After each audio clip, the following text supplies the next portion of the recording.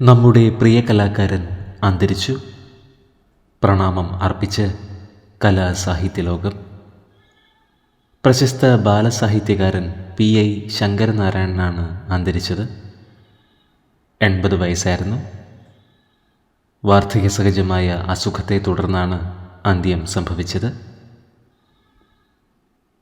70-ലധികം ബാലസാഹിത്യ കൃതികൾ പ്രസിദ്ധീകരിച്ചിട്ടുണ്ട്.